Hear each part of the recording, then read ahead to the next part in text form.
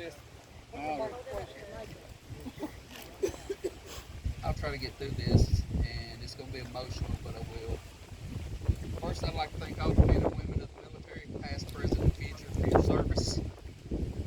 It's an honor and pleasure to stand in front of you today to honor my father, Ron Smith.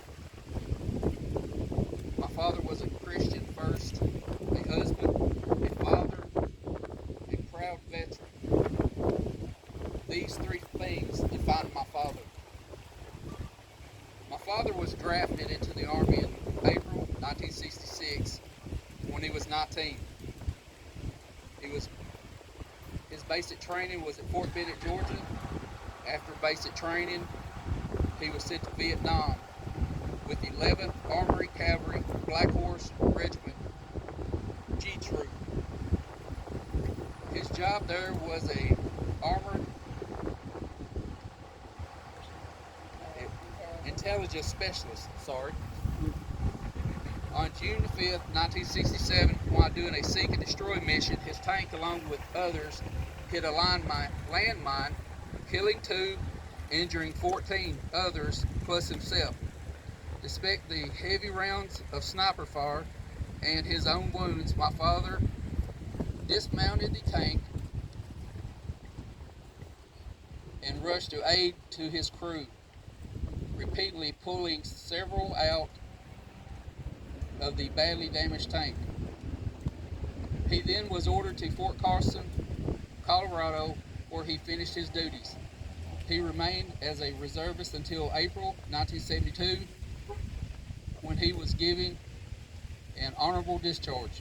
My father received several medals for his heroism during this time, including Purple Heart, Army Commendation Medal, and a Vietnam Service Medal Bronze Star from the Republic of Vietnam.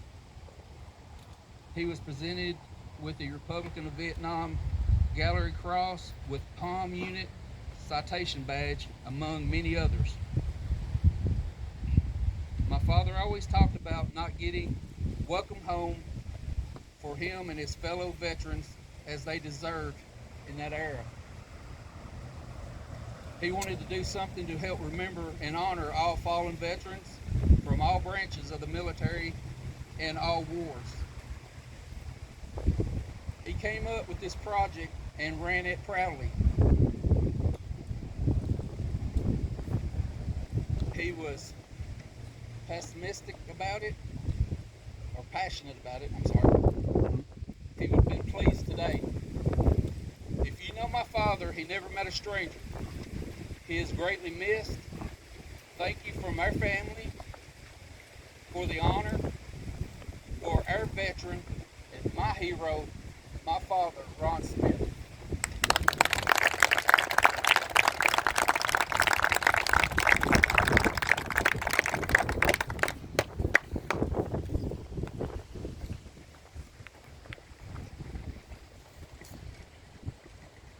A dedication ceremony is a time to set apart a particular place in order to memorialize those veterans who served and do serve our country in times of war and in times of peace.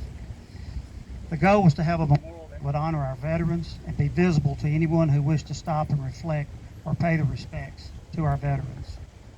The characteristics of the American veteran may be described as follows: unyielding, firmness, endurance to complete the mission, strength and steadfastness, a ruggedness to complete the mission as assigned, but also a sympathy and understanding for our brother or sister who needs support when situations become overwhelming. A place is always needed where we can feel a closeness and a camaraderie that can really only be felt by those who did and do currently wear the uniform. I would hope that this memorial always be such a place. And always let us remember the families of these brave men and women. The family shares the most valuable thing they could possibly share, one of their own, dedicated to the service of us all. No greater sacrifice than that can be made. To all the veterans, may this memorial always serve as a place of solace, reflection, and honor. Thank you for your sacrifice and dedication to our great nation and its citizens.